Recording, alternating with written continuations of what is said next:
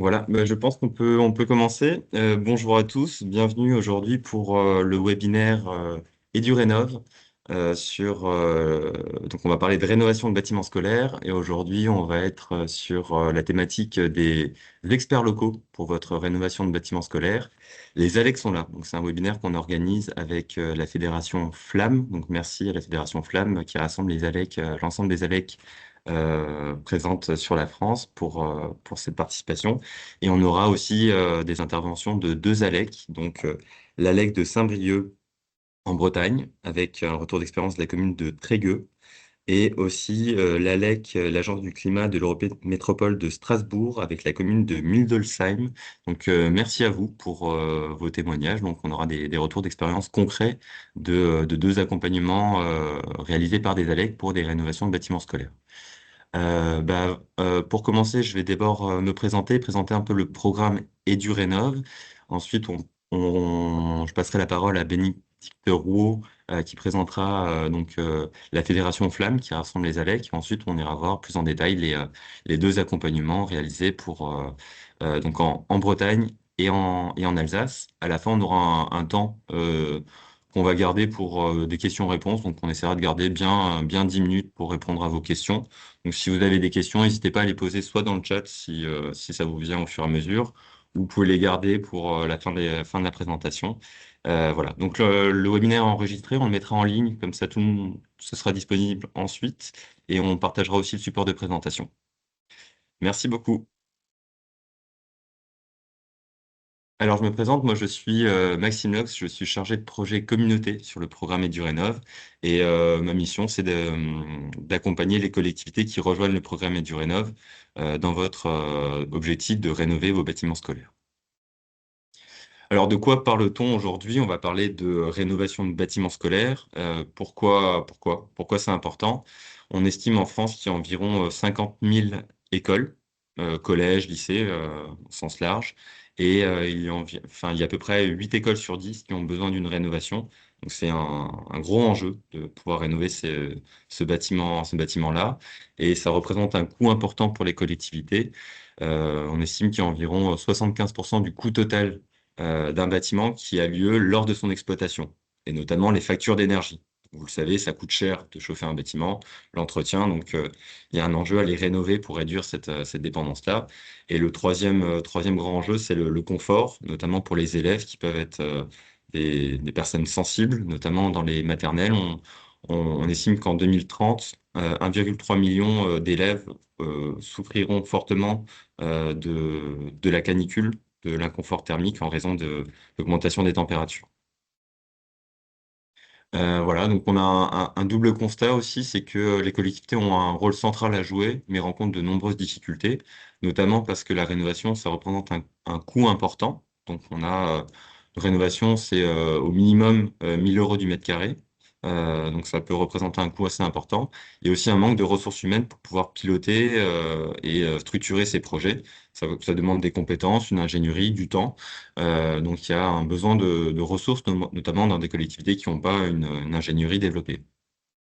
Donc, EduRénov, on a un programme qui a été lancé par la Banque des Territoires et on essaie d'avoir une vision sur la rénovation des bâtiments scolaires qui soit un peu large, qui prennent différentes dimensions, à la fois du coup la connaissance du bâti, l'amélioration du confort, l'amélioration des performances, l'adaptation au changement climatique et la qualité d'usage. Donc voilà, une bonne rénovation, c'est pas qu'une rénovation énergétique.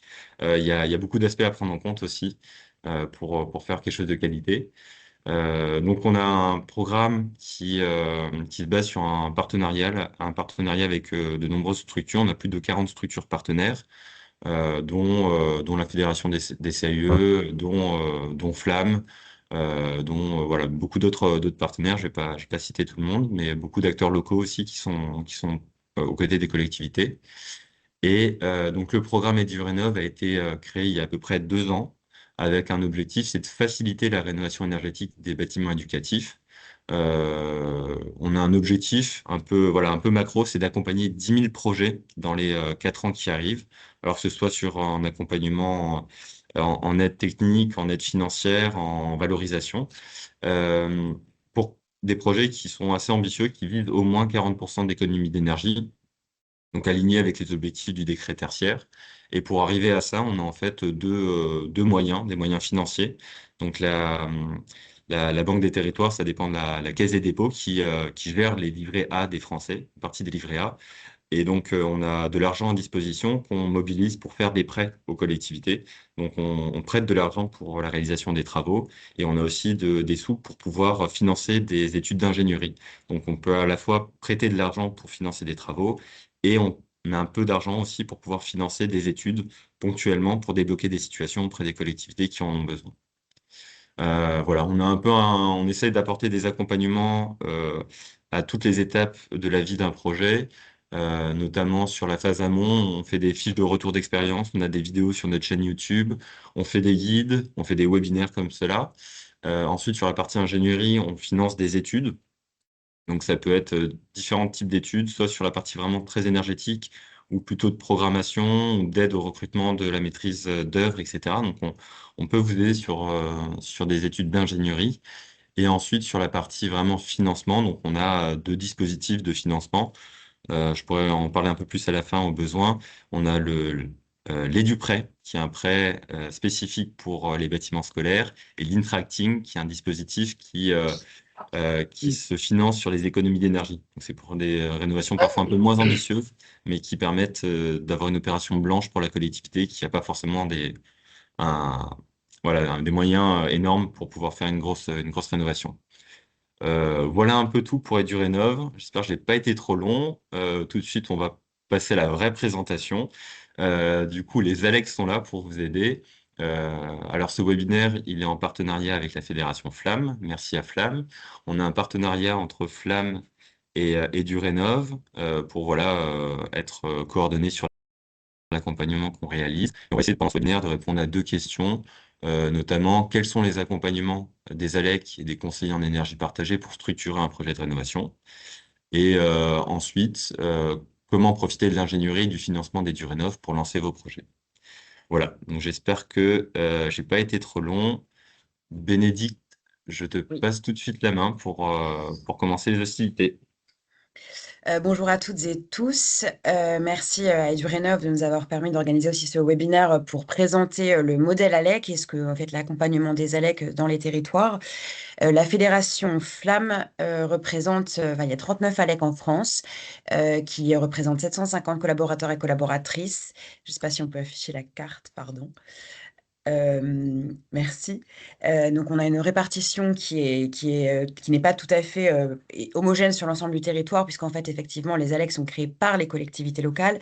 Le principe d'une agence locale de l'énergie et du climat, se repose d'abord sur la mutualisation. Donc en fait, on est à minima sur une métropole, parfois à l'échelle d'un pays, donc c'est-à-dire de plusieurs EPCI, et ou sinon, voire à l'échelle d'un département.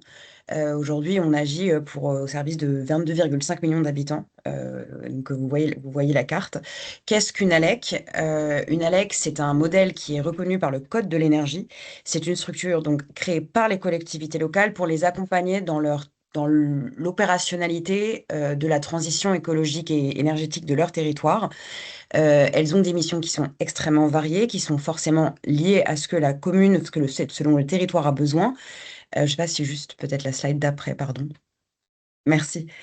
Le principe, c'est bien de faire un accompagnement en toute neutralité. Ce sont des structures d'ingénierie, mais effectivement, c'est l'idée d'avoir un guichet qui soit un guichet de service public, un guichet qui permette aux collectivités en l'espèce, qu'aujourd'hui on parle beaucoup des collectivités, même si on accompagne aussi les particuliers dans leur démarche de rénovation via les espaces conseils France Rénov. Mais s'agissant du conseil qu'elles apportent aux collectivités, le principe, c'est que les collectivités puissent avoir une expertise tout au long de leur démarche d'économie d'énergie, de projets de rénovation de bâtiments scolaires, par exemple, pour savoir quelles sont les étapes, comment ça marche, et avoir surtout une expertise pour arriver à comprendre les travaux qui sont nécessaires, arriver à comprendre comment on organise la démarche, une démarche de rénovation. Qu'est-ce que les ALEC, c'est toujours un président qui est un élu local. Donc encore une fois, on est profondément ancré dans les territoires et c'est aussi pour ça, je crois, que nous avions remporté un appel à solutions innovantes de la Banque des territoires parce qu'on avait cet ancrage dans le territoire et cette connaissance du territoire. Le principe, donc je vais insister juste sur le point. Voilà. Donc, les ALEC sont d'un pôle d'expertise partagé entre plusieurs collectivités. Le Conseil en énergie partagée est un excellent exemple des missions des ALEC. C'est une mission ancienne. Le Conseil en énergie partagée, aujourd'hui, c'est un réseau qui est animé par l'ADEME. Et en fait, le Conseil en énergie partagée a été inventé en Bretagne par une ALEC, enfin co-inventé par une ALEC et une collectivité à Rennes, pour être tout à fait honnête. Le principe, c'est que plusieurs communes puissent partager un conseiller qui est là pour les accompagner tout au long de leur démarche d'économie d'énergie. Le principe, un peu en schématisant, c'est un accompagnement dans la durée. Ça veut dire qu'on a un conseiller qui est présent pas uniquement sur une mission ponctuelle de 3 ans, pas juste sur l'accompagnement d'un projet, mais bien pour accompagner l'ensemble, enfin, une stratégie patrimoniale conduite par la collectivité pour qu'elle puisse connaître ses bâtiments et qu'elle puisse décider, enfin, en toute, avec les bonnes informations techniques, puisqu'en fait, les conseillers en énergie partagée sont globalement des thermiciens, même si on a aussi des architectes, etc., mais qu'elle puisse avoir une expertise pour décider quelles sont les bonnes démarches à suivre pour améliorer ses consommations en énergie et donc, en fait, par ailleurs, faire des économies, donc à la fois économie énergétique, mais aussi économie tout court.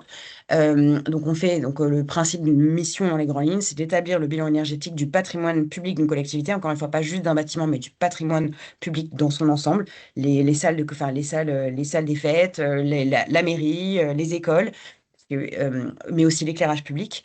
Ensuite, on fait un suivi dans la consommation dans la durée pour voir effectivement comment évoluent ces consommations. Et sur la base de ces étapes un peu préalables et qui sont faites dès le début d'une mission, le principe, c'est effectivement de voir comment on peut améliorer ces consommations, ce qui va d'action d'optimisation, comment on améliore effectivement les usages de consommation. Donc, typiquement, l'éclairage public, est-ce qu'on peut changer un peu la manière d'éclairer? Est-ce qu'on peut revoir les horaires? Est-ce qu'ensuite, voir comment on fait émerger les projets de rénovation en essayant de prioriser les projets pour qu'ils soient les plus efficaces possibles. Et ensuite, tout au long des projets de rénovation, c'est le conseil en énergie partagée, le conseil, l'appui technique des collectivités pour qu'elles puissent appréhender toutes les étapes avec les bonnes informations. Typiquement, ça va de aider à clarifier qu'est-ce qu'on doit mettre en point de vue thermique dans le cahier des charges, ensuite comprendre comment on peut lire les offres qui sont faites, comment on lit les devis qui nous ont apportés. Donc voilà, c'est une expertise. Et vraiment, comme c'est un accompagnement neutre, l'idée, c'est que la collectivité ait confiance dans son conseil en énergie partagée pour prendre des décisions éclairées. Voilà, le résumé, c'est que bien, c'est le tiers de confiance expert pour la collectivité.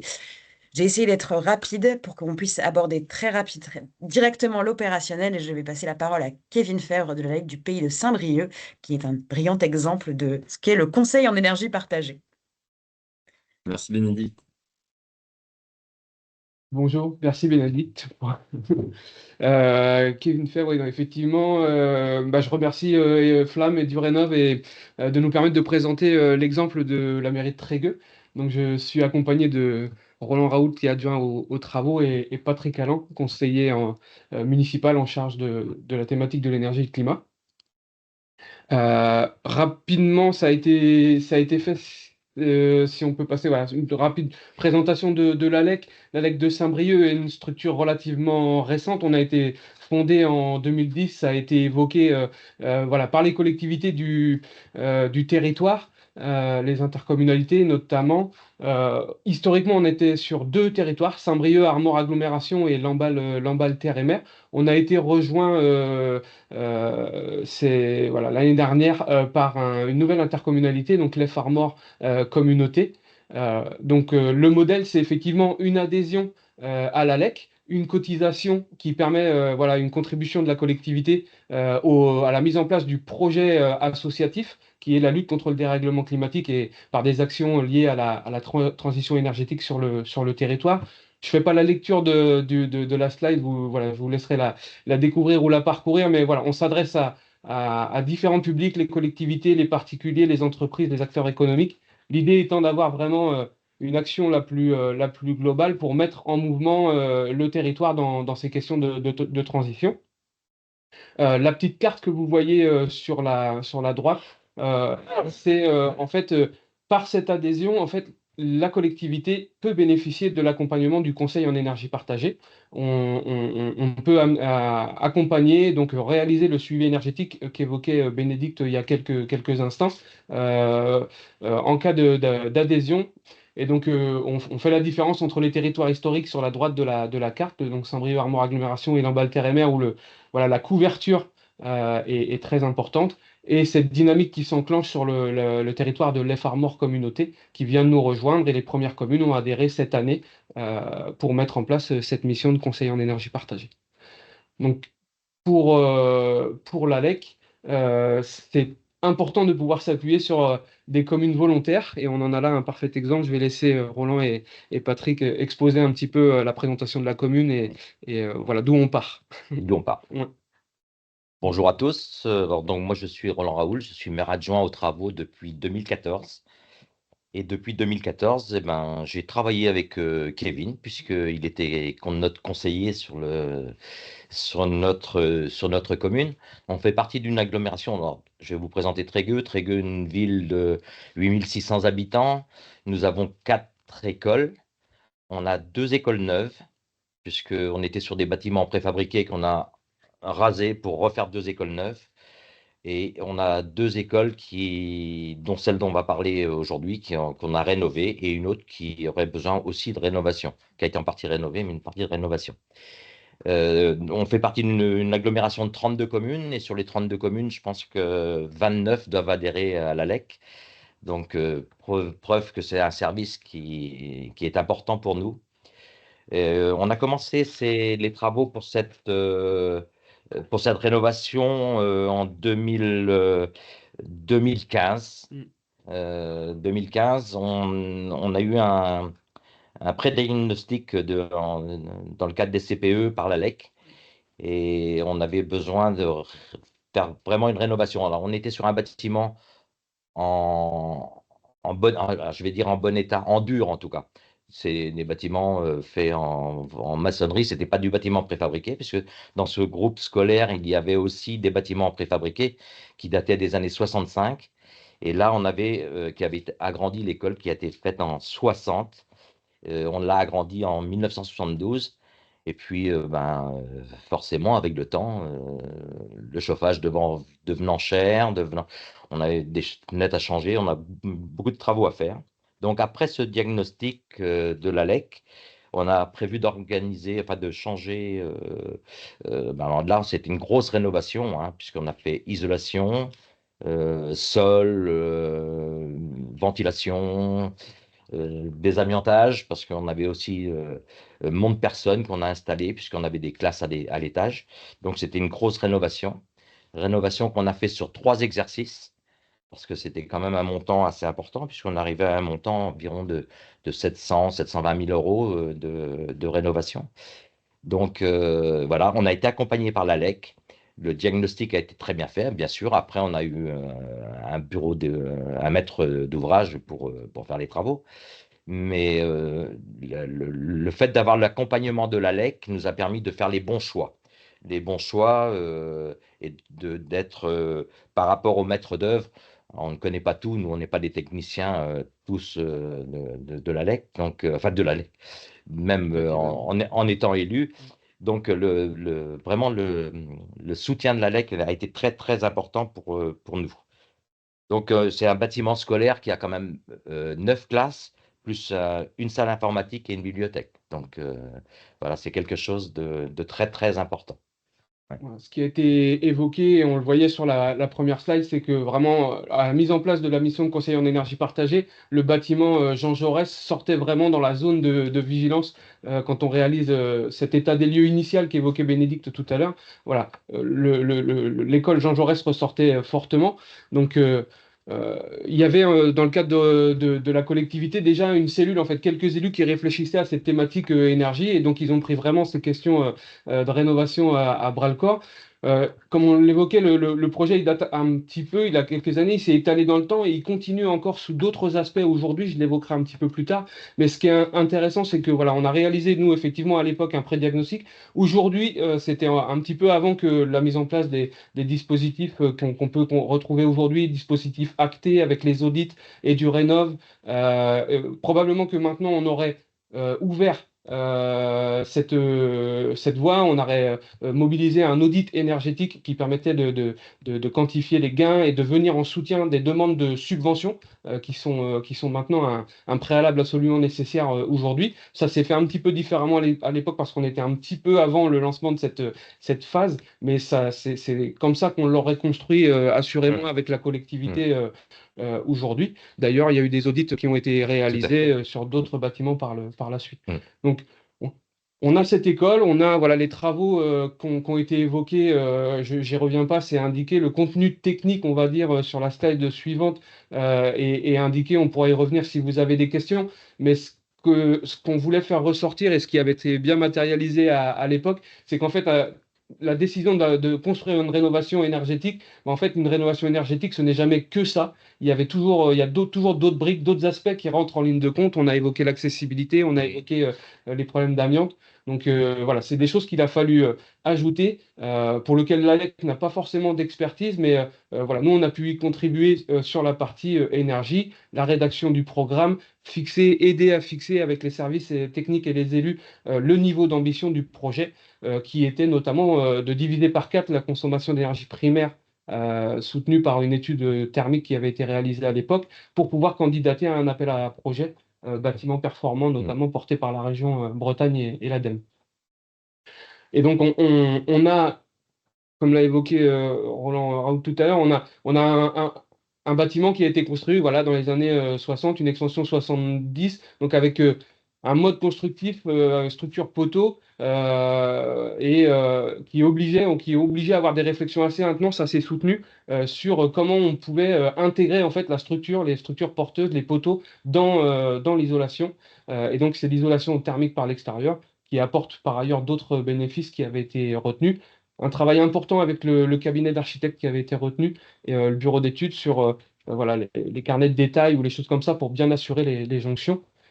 Et puis, comme ça a été évoqué aussi, des contraintes un peu financières, enfin un volume de travaux qui avait un budget assez important et donc euh, l'obligation presque de le faire sur plusieurs exercices et une rénovation avec un phasage qui rendait compliqué le traitement de la ventilation. Surtout qu'on Mm, sortait de la construction de 2 écoles neuves. mm. Donc, on avait engagé déjà pas mal d'argent dans les écoles. Et donc, si on passe sur la slide suivante, voilà, on retrouve un petit peu voilà, l'organisation et le phasage qui avait été choisi pour en site occupé, les travaux en site En site occupé, occupé, oui, Mm. tout à fait. avec un maintien d'activité dans l'école. Donc, voilà, des choses qui nécessitaient un bon calage et une bonne coordination entre les entreprises.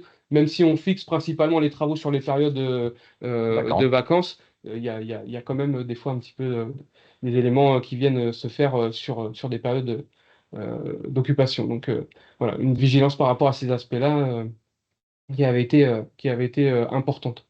Euh, voilà, donc ça a été évoqué. Donc, nous, l'accompagnement qu'on peut avoir en lien avec les services et en lien avec les élus, en fait, il est sur du début à la fin du chantier jusqu'à sa réception et voire même encore après. C'est ce que j'évoquais tout à l'heure. On travaille encore sous certains aspects sur le D'accord, bâtiment tout à fait. et sur sa périphérie. Donc voilà, l'identification du bâtiment sur lequel il est nécessaire d'intervenir, définir le contenu des travaux pour aller vers la performance énergétique et avoir des travaux ambitieux. Euh, partager cette ambition pour sélectionner la maîtrise d'œuvre. C'est vraiment important qu'il y ait un binôme maîtrise d'œuvre, bureau d'études, élu, service qui porte cette ambition. Et donc nous, notre rôle, c'est d'essayer voilà, de faire l'émulation entre toutes ces personnes pour que tout le monde tire dans le même sens. C'est ce qu'on cherche à faire dans nos activités. Ce qu'on précise bien, c'est qu'on se substitue ni à la maîtrise d'ouvrage, ni aux équipes de maîtrise d'œuvre, ni au bureau d'études. On est Non, c'est vraiment un complément. voilà, un interface, un Honnêtement. complément. Et on a précisé ces complémentarités dans notre catalogue, dans notre référentiel des accompagnements, où on a précisé un petit peu voilà, comment on se positionne. Voilà. C'est un lien cliquable dans le PowerPoint. J'espère qu'il le sera encore dans le PDF qui vous sera transmis. Vous pourrez y retrouver ce positionnement du conseiller en énergie partagée pour ce qui concerne la du pays de Saint-Brieuc, mais je pense que ça est globalement assez partagé par les collègues du réseau. Donc voilà, on a pu participer au nécessaire au moment un peu opportun aux réunions de chantier à la demande de la collectivité où on était destinataire des comptes rendus de chantier pour pouvoir parfois participer à certaines réunions. Une assistance au montage de dossiers Ouais, tout à fait. de certificats d'économie d'énergie, Mmh. puisque le programme de contenu de travaux était important et donc on a cherché à maximiser la valorisation financière des travaux. Mmh. Et un suivi dans le temps, ce qu'a évoqué Bénédicte tout à l'heure, et si on peut passer sur la slide d'après, un suivi dans le temps, parce que au-delà des résultats qui ont été vraiment intéressants et importants, voilà, on le fait apparaître ici avec une consommation avant travaux où on était aux alentours de 200 000 kWh, une consommation après travaux. Et c'est ce qui est intéressant avec les travaux du CEP, c'est qu'on reste dans le paysage et qu'on peut matérialiser par cette saisie des factures les résultats concrets qui sont apportés. Et donc, après travaux, on est rendu à peu près aux alentours de 75 000 kWh pour le bâtiment. Dans l'intervalle, ben, ce suivi permet aussi d'identifier quand il y a des dérives de consommation. Et ça, c'est quelque chose qui est important. Très important pour nous. Ouais. Mmh. Parce qu'on a eu un cas, Ouais. concrètement, pour la commune. Mmh. En fait, on avait des robinets, des vannes thermoélectriques. Donc, ce qui était intéressant, parce que ça permettait d'avoir un chauffage pièce par pièce, parce qu'on avait des personnes qui avaient des sensations et des ressentis de confort très différentes, et on cherchait à adapter en fait la température au mieux des besoins des usagers. Mmh. Et donc, cette pièce par pièce, la petite limite de ce système, c'est que en fait, le système, notamment dans une école, voilà, le cartable qui est posé plus ou moins délicatement, voilà, la vie de l'école fait que on a eu quelques surprises avec des têtes qui se sont retrouvées un petit peu endommagées. Et donc, on a profité d'un retour d'expérience d'une collectivité qu'on accompagne pas très loin d'ici et qui avait fait réaliser en fait avec des fers plats un peu en forme de chapeau de gendarme pour venir protéger les robinets thermostatiques qu'on voit à l'image. Concrètement, nous, c'est un projet qui s'est étalé sur voilà, plusieurs années de suivi et qui a été vraiment un retour d'expérience très puissant sur lequel on s'est appuyé énormément pour d'autres collectivités. Il y a des collectivités qui sont venues voir votre projet et qui aujourd'hui se sont lancées dans des projets d'ampleur similaire. J'ai en tête le projet de Pordic ou le projet de la commune de Langueux, où on a voilà, été chercher quelques éléments ou la totalité de ce qui avait pu être réalisé ici sur ce projet, quoi. Donc vraiment quelque chose qui est moteur et ce qui est aussi quelque chose qui est recherché dans le cadre du programme et du Rénov' de faire savoir ce qui se passe. Voilà. Et donc ensuite également, on a voilà, un système de chauffage qui était mutualisé entre l'école et le restaurant scolaire. Et donc un choix qui a été fait dans le cadre de la construction du centre de loisirs. Je peux te laisser peut-être parler. Oui, c'est ça. Donc en complément de cette rénovation, là, on a fait la construction d'un nouveau centre de loisirs. L'école et le nouveau centre de loisirs sont séparés par la cour commune. Et sur cette cour, on a lancé le projet d'une végétalisation. Voilà. On avait un ancien centre de loisirs qui faisait partie de l'école à l'époque, quand il y avait beaucoup d'élèves. Donc, ces classes, il y a 5 classes, je crois, sont devenues un centre de loisirs. Donc, ça datait des années 65. Aujourd'hui, complètement obsolète. La rénover, c'était pas pensable. Donc, on a reconstruit un centre de loisirs sur le même emplacement, en se décalant un petit peu de l'ancien centre, qui va être démoli bientôt. Donc, le centre va ouvrir au printemps, là. Et sur ce centre de loisirs, donc on a fait une chaufferie collective qui va servir à l'école, au centre de loisirs et au restaurant scolaire. Donc c'est dans la continuité de ce qu'on avait fait sur l'école Jean Jaurès, qui était un bon bâtiment. Donc voilà, on avait 3 bâtiments groupés, donc on va les chauffer avec une seule chaufferie. Donc, en fait, c'est aussi pour dire que pour les enfants de Trégueux, on va offrir un espace plus sobre en énergie plus résilient vis-à-vis du changement climatique. Aussi ça, quoi. Et pour dire aussi que l'école porte actuellement une centrale solaire qui a été Ouais, tout à fait. qui a été installée depuis juillet 2011. Bon, on est en revente totale actuellement, mais en 2031, on va passer en autoconsommation collective sur d'autres bâtiments de la commune. Donc voilà, on a un ensemble en fait plus sobre en énergie. Parce qu'il Merci faut beaucoup. savoir que la LEC nous a aussi Oui, accompagnés sur d'autres projets, et notamment on a un projet qui va démarrer au printemps là, sur une centrale photovoltaïque un centre sportif. Donc tout ça se fait grouper, et toujours avec l'accompagnement de la LEC, et ça nous aide beaucoup. Et des partenaires aussi locaux, on a cité, parce ils participent aussi au cofinancement du service, donc il y a le syndicat d'énergie des Côtes-d'Armor, il y a les intercommunalités, notamment le développement de la partie chaleur biomasse se fait dans le cadre d'un contrat de chaleur renouvelable sur le territoire de l'agglomération Mm. de Saint-Brieuc.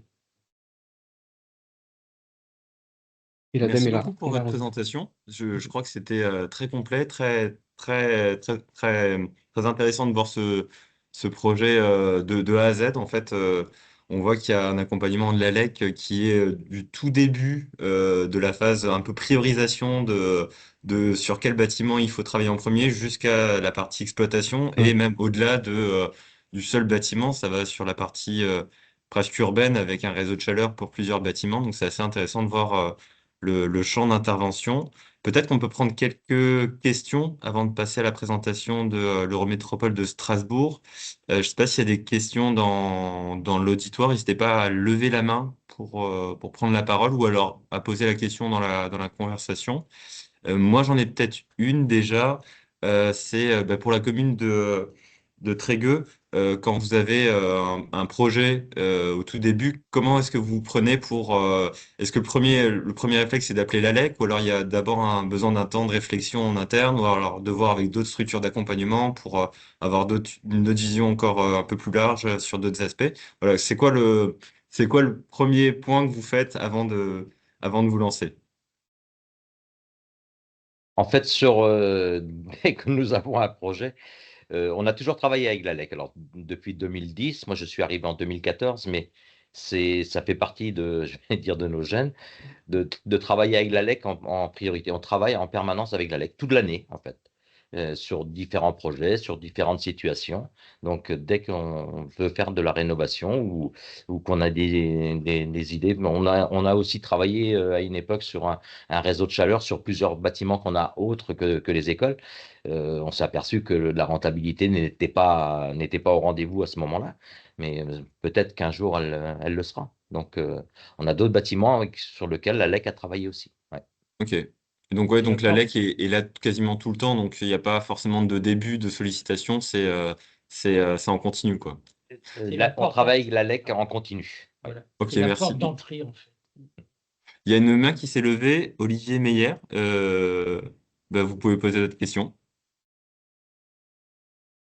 Votre micro est coupé. Ouais, c'est Bonjour à bon. tous. J'ai une petite question.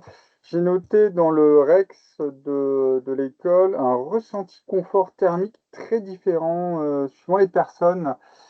Ça m'intéresse parce que là, nous, on a lancé le projet de rénovation énergétique de notre école, principalement pour des problèmes de confort été. Et donc, oui, c'était la slide juste avant. Euh, Encore là, ici. Et ouais. Et ça m'intéresse de savoir pourquoi il y a ce commentaire. Merci.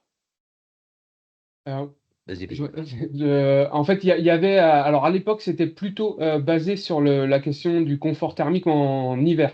Il y avait effectivement des personnes qui demandaient des températures de consigne que d'autres trouvaient trop importantes ou à l'inverse. Donc l'idée, c'était vraiment de pouvoir ajuster zone par zone, classe par classe, la question des températures de consigne, plutôt sous l'angle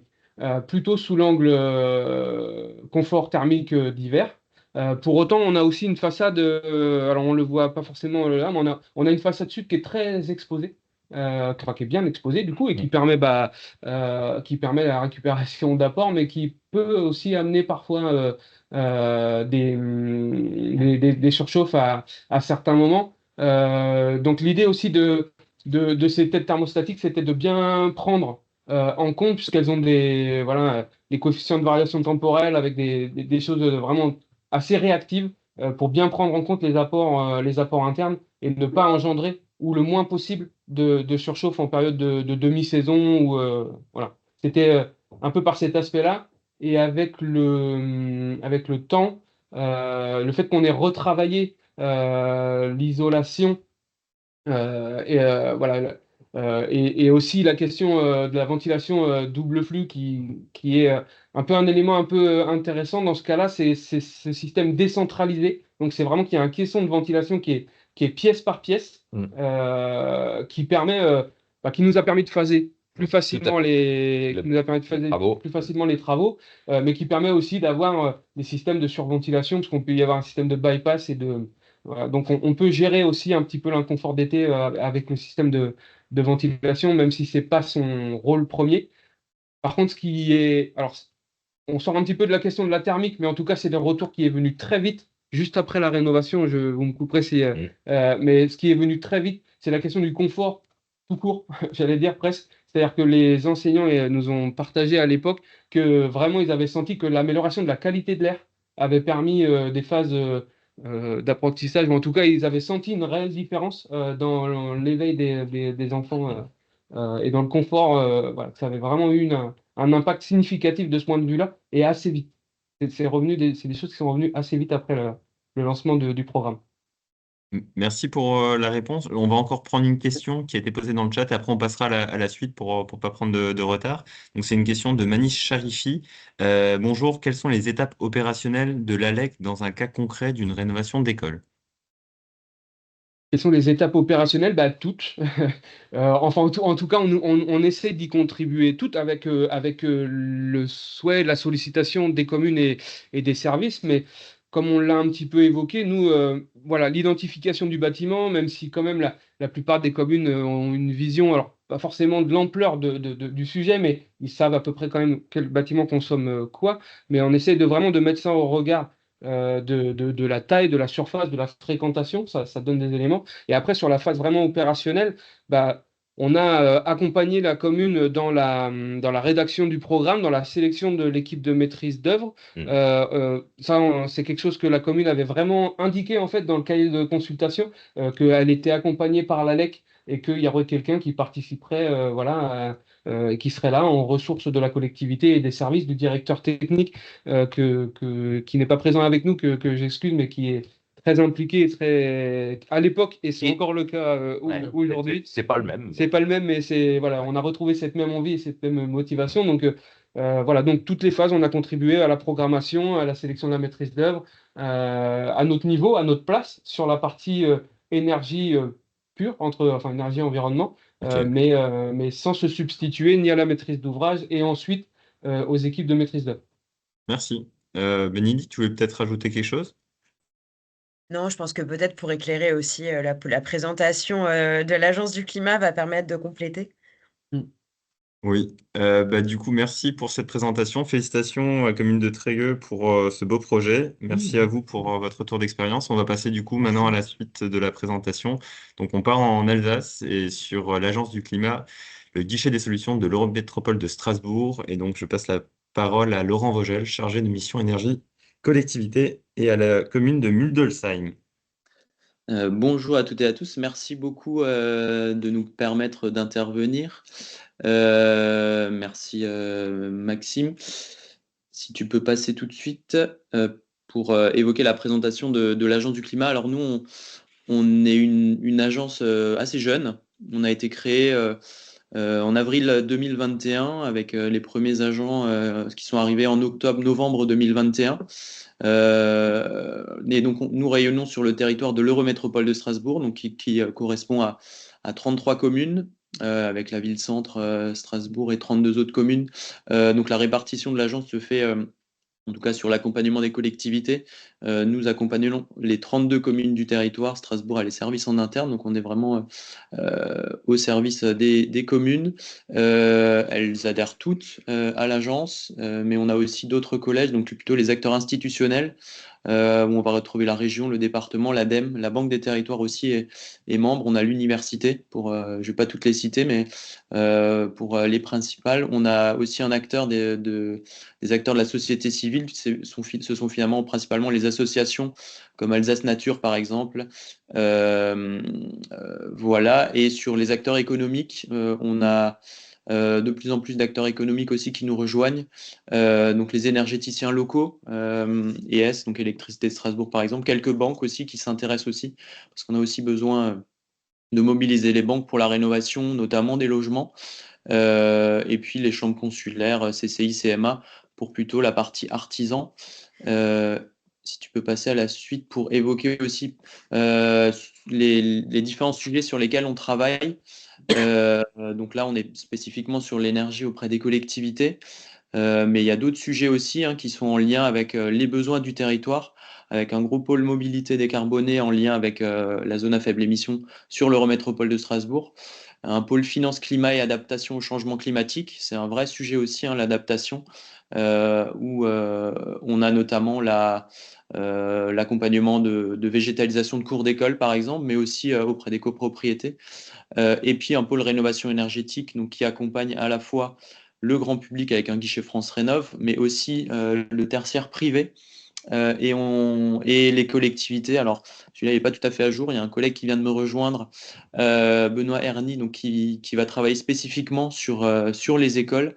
Donc, nous, on n'est pas dans le réseau ADEME, mais dans le réseau ACTE, mais qui est finalement le même métier, qui est d'accompagner les collectivités sur la sobriété, l'efficacité énergétique et les énergies renouvelables sur le patrimoine public. Et donc on travaille sur tous les publics, à la fois les particuliers, les entreprises et les collectivités. Si tu peux passer, s'il te plaît. Juste rapidement, quelques actions et engagements communs avec la Banque des territoires, vu qu'on est sous le programme EduRénov, donc proposé par la Banque des territoires, donc elle fait partie de nos membres institutionnels.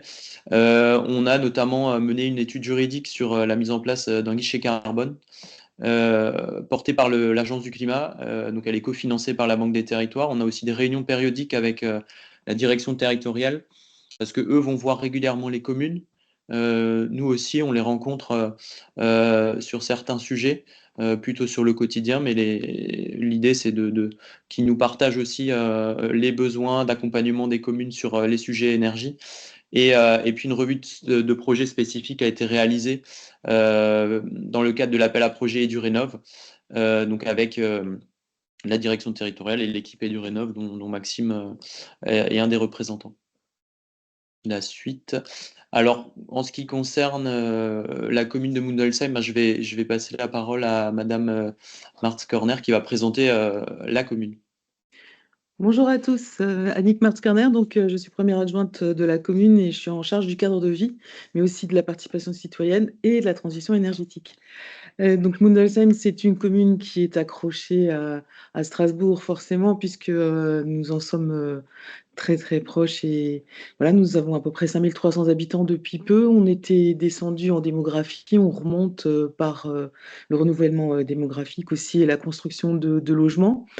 Et puis, effectivement, depuis des années, nous prêtons attention au projet de transition écologique. On avait surtout travaillé au début sur les questions d'environnement, avec le zéro phyto qui est en place chez nous depuis très longtemps. Beaucoup d'actions en faveur de la biodiversité aussi. Et on est commune nature, 3 libellules maintenant, c'est une disposition particulière à notre région, mais ça situe notre niveau d'engagement. Et puis là, maintenant, c'est sûr que depuis 2020, les questions d'énergie sont beaucoup plus prégnantes, beaucoup plus pesantes. Et il s'agit de se mettre en action. On avait déjà fait pas mal de diagnostics, d'études, sans trop forcément passer à la réalisation. Par contre, nous avions quand même déjà des équipements en photovoltaïque assez présents, notamment avec notre partenaire distributeurs d'électricité ici, et notamment sur l'école. Voilà, et effectivement, donc nous avons adhéré à l'Agence du climat en 2021, dès sa création dans l'Eurométropole, et nous suivons régulièrement à la fois les formations proposées, les conférences, les rencontres sur les différents thèmes qui sont explorés par l'Agence du climat d'ici, que ce soit donc effectivement au niveau de la mobilité, de la rénovation énergétique, tant pour les particuliers aussi qu'on incite à visiter. Et nous avons par exemple prévu une balade thermique début février pour mobiliser les habitants, pour plus les sensibiliser aux difficultés qu'on peut avoir dans les rénovations de maisons et à l'intérêt aussi de le faire.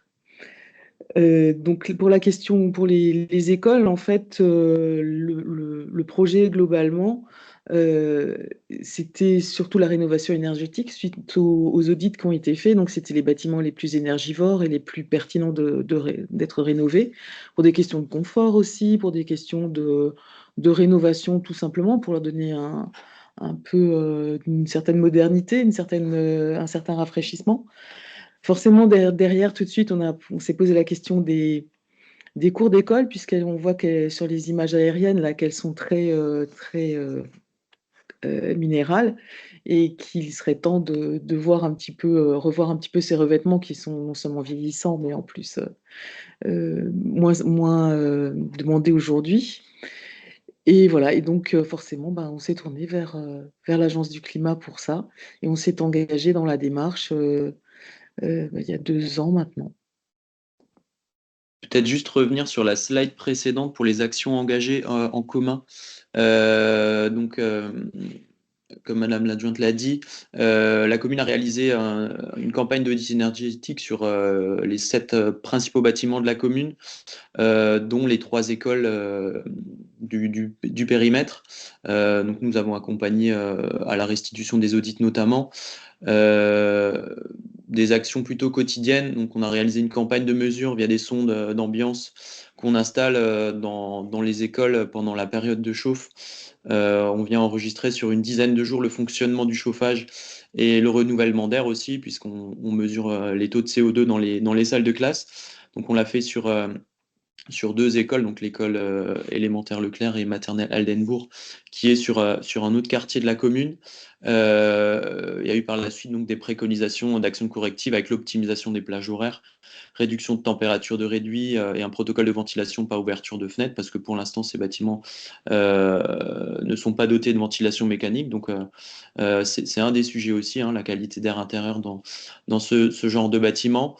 Et donc là, le projet qu'on évoque aujourd'hui, c'est le projet de rénovation des écoles Leclerc, donc à la fois l'école élémentaire et maternelle, où il y a eu un accompagnement sur le marché de maîtrise d'œuvre avec un financement du programme Acté+. Et donc ça, ces données sont issues de l'audit énergétique réalisé en 2022 avec des écoles plutôt anciennes, des années 60. L'école élémentaire, on le voit, a subi une extension sur l'aile au milieu qui a permis de réunir les 2 bâtiments. On est à peu près à 2000 m² pour l'école élémentaire, 700 m² pour l'école maternelle. On a des consommations énergétiques autour de 200 kWh en énergie primaire par mètre carré par an. Là, on est sur une chaufferie gaz avec un appoint en pompe à chaleur géothermique qui est plutôt ancienne. Elle a 25 à 30 ans, une trentaine d'années. Voilà, c'est une pompe à chaleur assez ancienne. C'est assez rare d'avoir des packs géothermiques de ces années-là. On n'a pas de système de ventilation mécanique. Alors, il y a du photovoltaïque qui a été mis dans les années 2010, donc à la fois sur la toiture, mais aussi sur la façade sud de la partie ouest. Et donc voilà, on a très peu d'isolation. Forcément, il n'y a pas eu de grosse réhabilitation de ce bâtiment de ces années-là. Alors, un des avantages, c'est sa compacité. Donc c'est aussi plus facile à traiter, en tout cas en termes de rénovation énergétique, que certains bâtiments des années 80-90 où l'architecture était, on va dire, plus était plus extravagante. Voilà. Aujourd'hui, les bâtiments des années 60 sont aussi des sujets très intéressants. Et peut-être évoquer les phases d'études. Oui, tu peux passer donc les phases d'études aujourd'hui où on est la commune, donc avec cet audit réalisé en 2022 qui a permis de proposer plusieurs scénarios de travaux. Une mission d'AMO qui a été réalisée en 2023-2024 pour définir le scénario de travaux, mais aussi le phasage, parce que là, on est quand même sur un site assez important, avec une école élémentaire avec même 3 ailes, une école maternelle à côté. Donc, il a fallu aussi préparer un phasage. Et puis forcément un budget prévisionnel aussi, même si forcément les budgets prévisionnels bougent aujourd'hui beaucoup. On a quand même plus d'incertitudes qu'avant sur les budgets. Et puis là, on est vraiment en phase d'études. Hein. L'équipe de maîtrise d'œuvre a été recrutée en novembre ou décembre 2024. Donc là, ils sont en phase diagnostic esquisse. Donc là, on est vraiment en pleine étude pour définir exactement les travaux, également le phasage de ces travaux-là. Et puis, je vous laisse peut-être évoquer le projet global et l'ambition. Oui, globalement, effectivement, on travaille donc sur ce groupe scolaire, mais forcément par phase, aussi parce qu'il y a des urgences d'une certaine manière, notamment sur la cour d'école de l'école maternelle, et que c'est aussi le bâtiment le plus compact et le plus facile à travailler. Donc on commencera par là. Et puis, il y avait aussi un travail sur les cours qui pourraient être, bon là, visiblement ça a un peu changé, mais qui à un moment donné étaient aussi largement conditionnés par les subventions de l'agence de l'eau d'ici. C'est aussi des choses que parfois on est amené à prendre en compte. Et pareil, pour ça aussi, l'Agence du climat nous accompagne bien sur toutes les subventions qu'on peut trouver à droite à gauche, quels sont les critères, quelles sont les choses à privilégier, voilà, pour vraiment décrocher un maximum de subventions et les balayer toutes.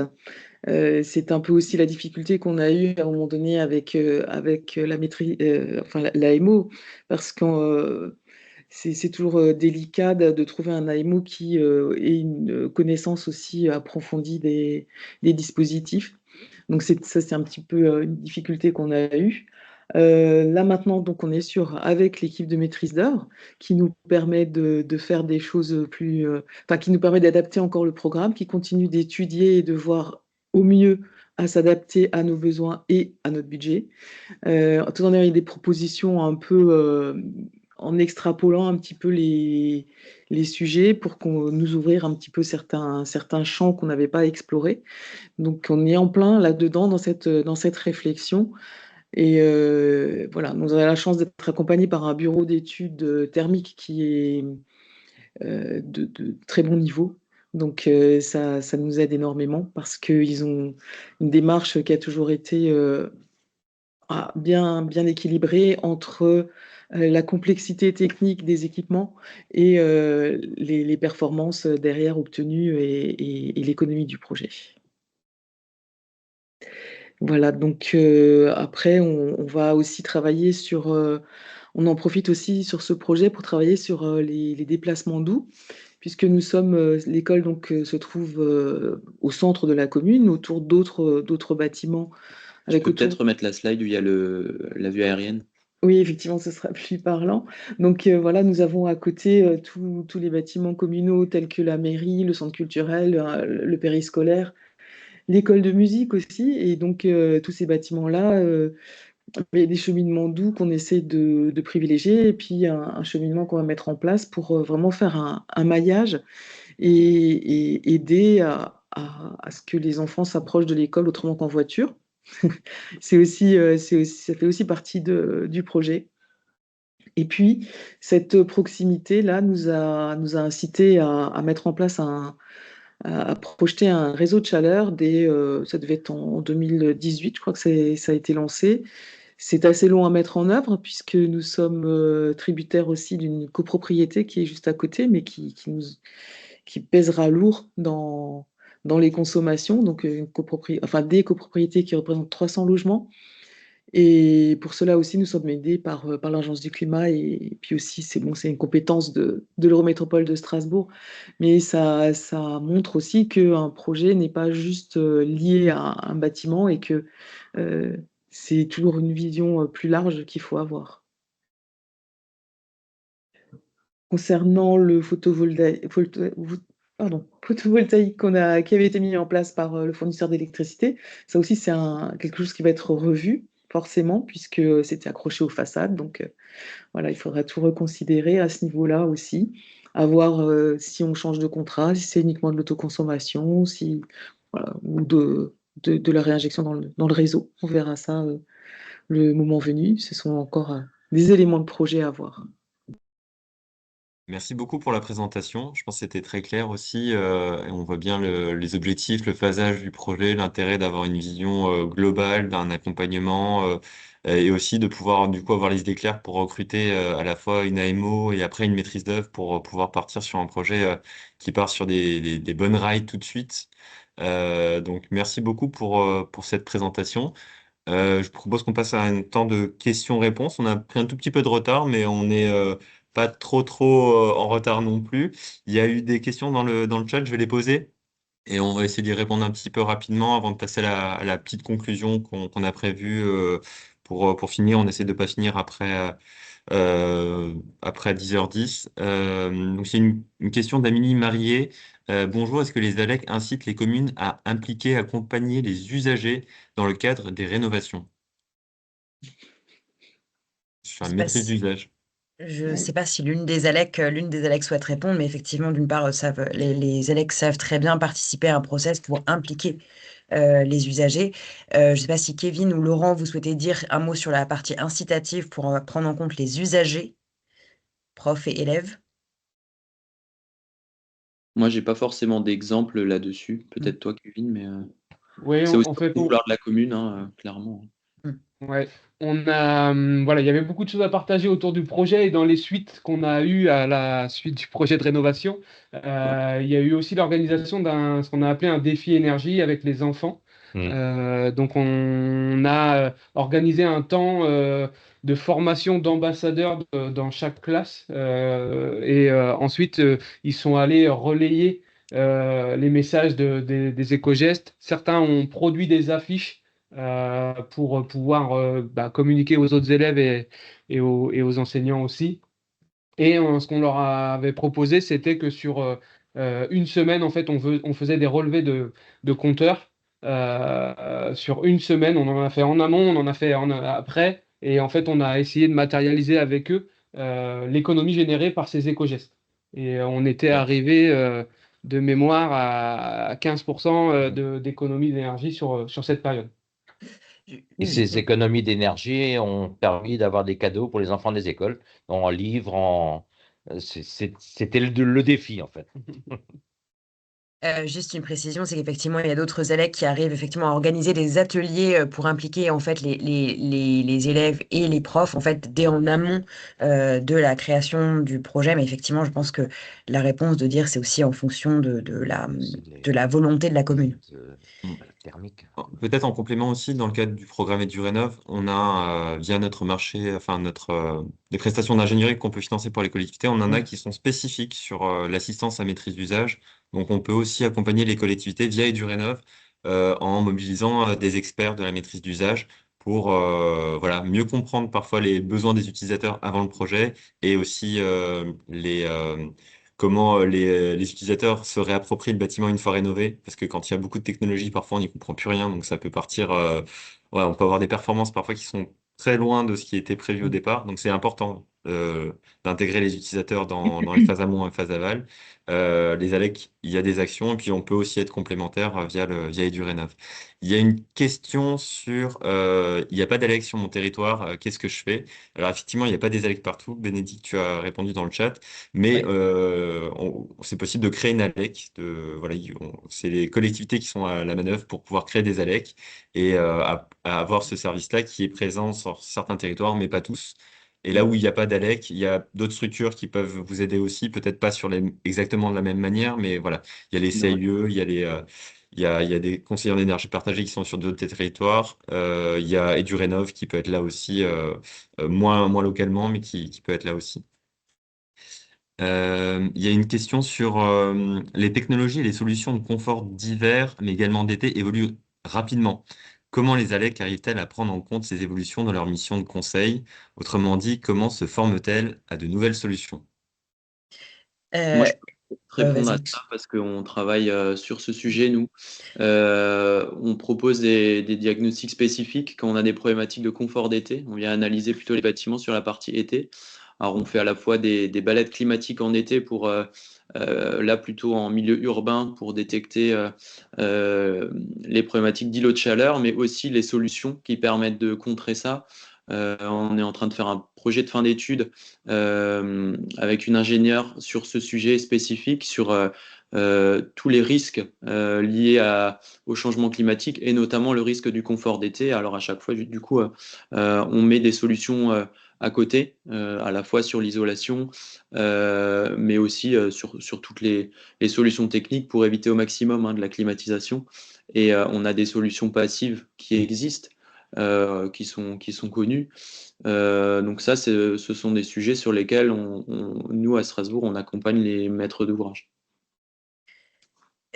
Mais de façon globale, enfin, je veux dire, ce sont des équipes de collaborateurs et collaboratrices classiques, donc quelque part, elles se forment de façon permanente. Par ailleurs, il y a beaucoup d'échanges entre ALEC aussi, de partage d'expérience Tout à pour fait. se faire connaître, pour connaître toutes les technologies, etc. Mais oui, il y a un effort de formation permanent, mais comme dans d'autres structures, quelque part. Et de façon globale, effectivement, il y a plusieurs questions sur s'il n'y a pas d'ALEC. Je pense que Maxime y a largement répondu, mais effectivement, oui, le programme EduRénov est porté par d'autres acteurs dans les territoires sans ALEC. Après, il ne faut pas Oui. hésiter à créer une ALEC. Il ne faut pas hésiter à créer une ALEC, mais du coup, EduRénov, nous, on a un programme national. On ne propose pas le même accompagnement local que les ALEC, bien sûr, mais on peut vous accompagner dans tous les cas. Si vous avez une ALEC ou si vous n'avez pas d'ALEC, on peut vous accompagner sur votre projet. Voilà, donc on n'aura pas la même expertise, la même proximité que les ALEC, mais on pourra vous apporter quand même de l'aide pour vos projets de rénovation de bâtiments scolaires. Je ne sais pas s'il y avait encore d'autres questions.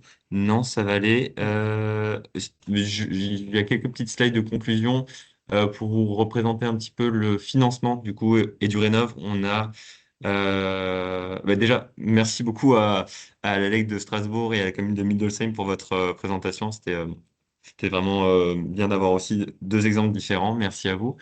Du coup, sur EduRénov, on a donc des offres de prêts pour pouvoir vous accompagner. Donc, on a un prêt qui s'appelle l'EduPrêt, qui est un prêt qui peut être réalisé sur des durées assez longues et qui a un taux calé sur le taux du livret A. Donc là, le livret A le taux vient de baisser, donc on a on est encore un peu plus attractif qu'avant.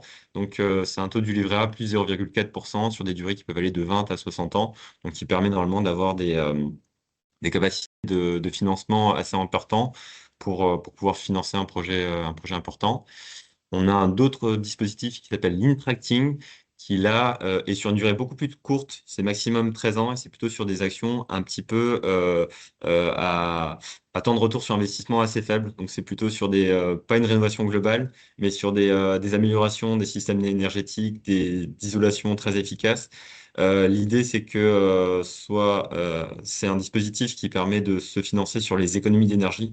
Donc, vous faites des travaux, on vous avance de l'argent, vous faites des travaux, les économies d'énergie permettent de rembourser l'avance qu'on vous a faite et ça peut faire une opération blanche idéalement pour la collectivité sur ce dispositif-là, l'Intracting.